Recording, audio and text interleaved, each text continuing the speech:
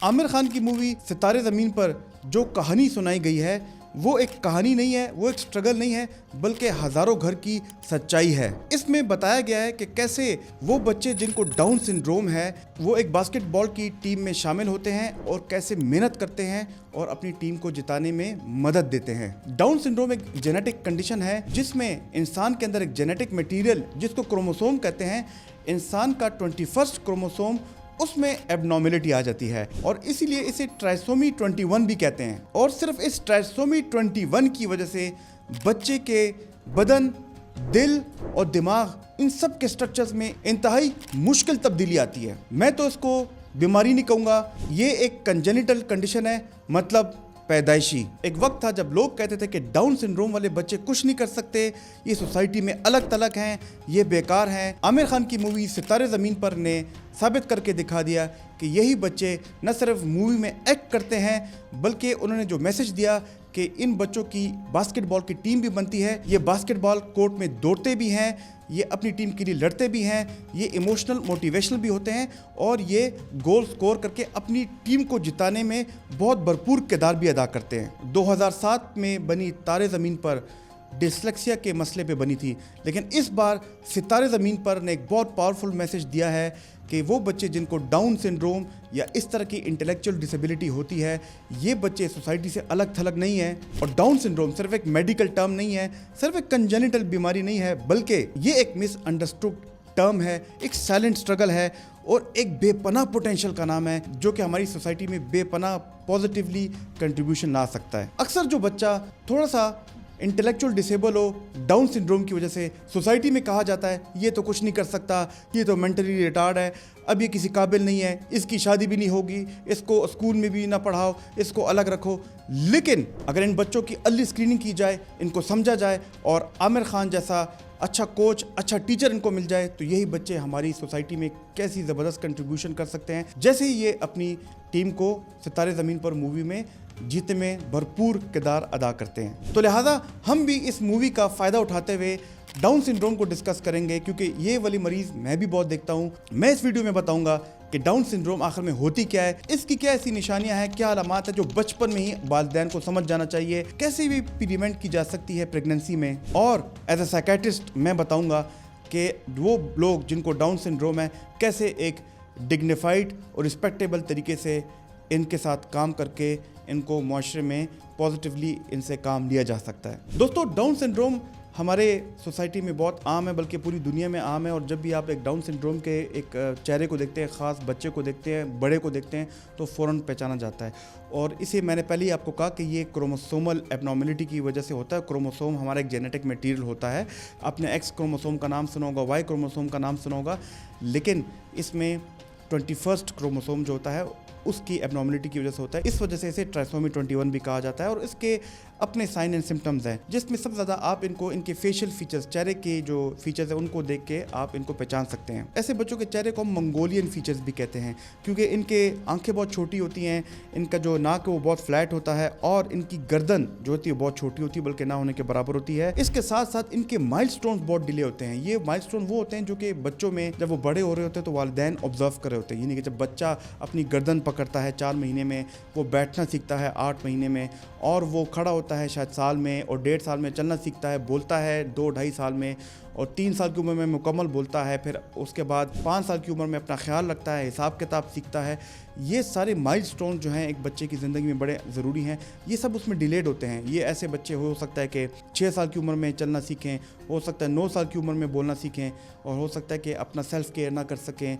और ये intellectually disable बच्चे भी होते हैं, इनमें बड़ी मुश्किलात होती हैं। उसके साथ साथ जब ये एक बच्चा जो काम शायद आधा घंटे में सीखे, ये तो हो सकता है 3 या 4 घंटों में इनको लगे वो काम सीखने में। इसके अलावा अगर ये देखा जाए तो मसल्स की बात की जाए, इनका मसल टोन बहुत कम होगा। और ये भी देखा गया कि पैदाइशी इनके दिल में भी थोड़ी सी एबनॉर्मेलिटी होती है, इनका दिल में एक आध छोटा सुराख होता है, लेकिन हर एक उसमें नहीं होता।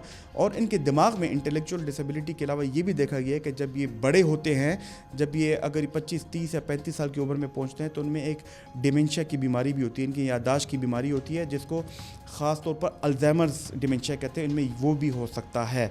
तो ये सिम्टम्स हर बच्चे में अलग अलग हो सकते हैं और सिविरिटी अलग होती है। कुछ बच्चों में कम होती हैं, कुछ बच्चों में थोड़ी ज़्यादा हो सकती है, कुछ बच्चों में ज़्यादा हो सकती हैं और कुछ बच्चों में बहुत ज़्यादा हो सकती हैं। तो ये हर बच्चे पे डिपेंड करता है कि उनकी सिविरिटी क्या है। इसलिए ये बहुत ज़रूरी है कि इन बच्चों की अर्ली डायग्नोसिस की जाए, क्योंकि जितनी जल्दी अर्ली डायग्नोसिस इन बच्चों की जाएगी तो उतनी जल्दी इलाज शुरू होगा, उतनी जल्दी इन बच्चों को रिस्पेक्टेबल तरीके से माशरे में जीना सिखाएगा, क्योंकि जितने छोटे बच्चे होंगे उतनी जल्दी इलाज किया जाएगा। अगर मैं इसकी मिसाल दूँ, अगर एक बच्चा जो कि 4 साल या 3 साल की उम्र में उसको आइडेंटिफाई किया जाए, डॉक्टर के पास ला जाए, और एक बच्चा जिसको 16 साल की उम्र में लाया जाए, तो दोनों को इलाज दिया जाएगा। लेकिन जो बच्चा 3-4 साल का है, ज़्यादा बेहतरी से उसका इलाज होगा, वो ज़्यादा बेहतर होगा। जितना बड़ा होगा तो ज़्यादा बेहतरी उसमें आ सकती है, चांसेस ज़्यादा हैं कि वो बेहतर हो। दोस्तों, मेरे पास वालिदैन आते हैं और ऐसी माएँ आती हैं जो कि डाउन सिंड्रोम उनके बच्चे होते हैं और वो रोते हुए आती है कि मेरे बच्चे को जब मुझे पहली दफ़ा बताया गया कि इसको डाउन सिंड्रोम है, या मैंने देखा, मुझे पता चला और इसकी इंटेलेक्चुअल डिसेबिलिटी है, और किसी ने कहा कि इसको तो मेंटल रिटार्डेशन है, और मेरे सामने क्लिनिक में रो रही होती हैं, तो यकीन जानिए कि मैं उनके साथ रिलेट कर सकता हूँ, मैं उनके साथ एम्पैथाइज़ करता हूँ, हमदर्दी करता हूँ। लेकिन मैं यहाँ पे बताता हूँ कि जो आमिर खान ने पावरफुल मैसेज दिया सितारे ज़मीन पर मूवी में, और उन्होंने बताया कि जो डाउन सिंड्रोम के बच्चे हो गए, या फ्रेजाइल एक्स सिंड्रोम के बच्चे हो गए, या रेट सिंड्रोम के बच्चे हो गए, ये बच्चे एक सितारा होता है, लेकिन हर सितारे को चमकाने का, उजागर करने का और शाइन करने का तरीका अलग होता है। उन्होंने अपनी मूवी में जैसे दिखाया कि कैसे उन्होंने एक बच्चों को टीम में बदला और उनको मोटिवेशन से, उनको एक्सेप्टेंस करके उनको कामयाबी की तरफ लेके गए। तो एक्सेप्टेंस बहुत ज़रूरी है। तो पेरेंटल एक्सेप्टेंस अगर इसमें हो कि उनके बच्चों को डाउन सिंड्रोम है, और अगर उनको पेरेंट्स की तरफ से ज़्यादा हौसला मिले, ज़्यादा पेशेंट्स मिले, और उनको अगर स्पेशलाइज ट्रीटमेंट मिले, स्पेशलाइज एजुकेशन मिले, जिसके बारे में मैं आगे जाके बात करूंगा, मेरे साथ वीडियो में ज़रूर आगे तक रहिएगा, तो ये बच्चे भी चमकते हुए सितारे बन सकते हैं। अब दोस्तों, मैं शुक्रिया अदा करना चाहूँगा कि आमिर खान ने सितारे ज़मीन पर मूवी बनाई, तो उन्होंने इस फिल्म के ज़रिए सोचने का नज़रिया बदला, और उन्होंने ये भी बताया कि कैसे बच्चा खुद बदल जाएगा कि अगर हम उसको देखने और समझने का नज़रिया खुद बदलें। और उसके लिए ये भी बहुत ज़रूरी है कि अर्ली आइडेंटिफिकेशन और प्रिवेंशन। अभी मैं बात करूंगा कि इसकी प्रिवेंशन, एहतियात के बारे में और इसके इलाज के बारे में। दोस्तों, अगर आपके फैमिली में किसी को डाउन सिंड्रोम की हिस्ट्री है, या अगर वालदा की उम्र 36 साल या 40 साल और उसको हमल हो गई है, तो ये बहुत ज़रूरी है कि हमल के दौरान अपने कुछ जेनेटिक टेस्टिंग कराएं। इन जेनेटिक टेस्टिंग में अवेलेबल है NIPT, non invasive prenatal testing, और एमनियोसेंटेसिस, इसके अलावा कोरियोनिक विलेज सैम्पलिंग। इन टेस्टों से ये पता चलता है हमल के दौरान डॉक्टरों को कि वो बच्चा जो हमल में पेट में पल रहा है, बढ़ रहा है, कि क्या उसको कोई ऐसी जेनेटिक बीमारी है कि नहीं, कि क्या उसको डाउन सिंड्रोम है कि नहीं। और अगर अर्ली प्रेगनेंसी में पता चल जाता है कि ऐसे बच्चों को डाउन सिंड्रोम है, तो फिर वालिदैन बैठ जाते हैं, डॉक्टर के साथ फैसला करते हैं कि अगर इस बच्चे को डाउन सिंड्रोम है तो क्या हमें ये प्रेगनेंसी कंटिन्यू रखनी चाहिए या इस प्रेगनेंसी को हमें टर्मिनेट करना चाहिए। ये एक बहुत मुश्किल फैसला होता है, लेकिन ये वालिदैन को डॉक्टर के साथ बैठ के ये डिसीजन लेना होता है। इसके साथ साथ साइकेट्रिस्ट का होना भी इसमें शामिल है। ये बहुत इमोशनल, बहुत मुश्किल डिसीजन है। ये सिर्फ वो लोग जान सकते हैं जिनके बच्चे ऐसे कंजेनिटल बीमारी, ऐसे डाउन सिंड्रोम या इंटेलेक्चुअल डिसेबिलिटी का शिकार हो। देखिए, डाउन सिंड्रोम का कोई मुकम्मल इलाज तो नहीं है, लेकिन इसकी भी सपोर्टिव इलाज मौजूद हैं।